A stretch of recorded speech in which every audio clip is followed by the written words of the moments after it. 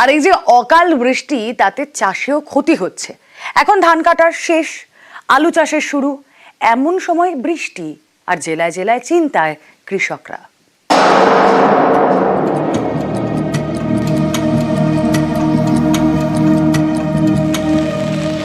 নভেম্বরের শেষ, আলু চাষের শুরু। কেউ জমিতে আলুর বীজ বসিয়েছেন, কেউ বসাবেন। ঠিক এই সময়েই অকাল বৃষ্টি, চিন্তায় আলু চাষিরা। রাজ্যের সব থেকে বেশি আলু চাষ হয় হুগলিতে।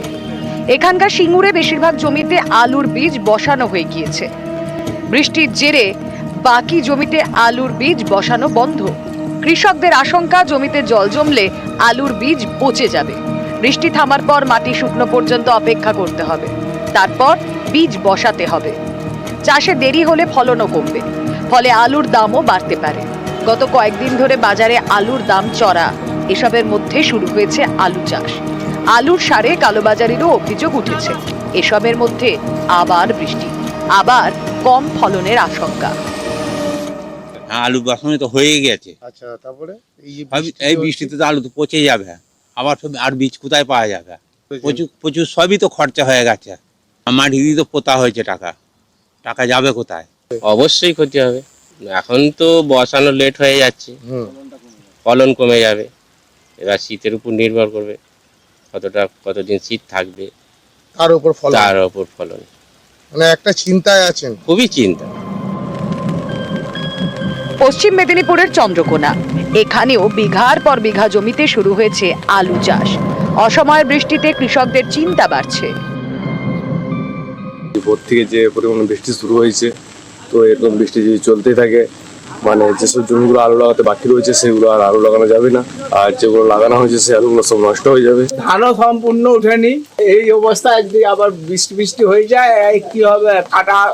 আলু কাটা আছে, আলুগুলা নষ্ট হতে বসেছে। গরম ক্ষতি, মানে এই ক্ষতির কোনো হিসাব করা যাবে না। এখন ধান কাটার মরশুম। কেউ ইতিমধ্যেই পাকা ধান কেটে ফেলেছেন, কারো জমিতে এখনো ধান কাটা বাকি। যেমন দক্ষিণ 24 পরগনার কাকদ্বীপ, এখানে সবে ধান কাটা শুরু হয়েছে। এমন সময় বৃষ্টি, মাঠের ধান মাঠেই নষ্ট হওয়ার আশঙ্কায় কৃষকরা। মহা সমস্যা, ধান জলে পড়ে আছে। আবার এই বৃষ্টির সমস্যায় চাষিরা কত দুর্ভোগে ভুগবে সে বলার নয়। অর্ধেকই ধান ওঠেনি, আজকের আবার মেঘলা। একই ছবি ঝাড়গ্রামে, এখানেও অনেক জমিতে ধান কাটা বাকি। অনেক জায়গায় শীতের সবজিও চাষ হয়েছে। অসময়ের বৃষ্টিতে বিপদে কৃষকরা। বৃষ্টি হলে সবজির ক্ষতি হবে, আলুর ক্ষতি হবে। যদি ক্ষতি হয়, আমাদের প্রশাসন ঠিকই আছে, সবাই প্রস্তুত আছে মোকাবিলা করার জন্য। যদি জল দাঁড়িয়ে যায়, ক্ষতি হয়, তাহলে আমাদের কাছে আছে, আমাদের দপ্তরও কাছে আছে।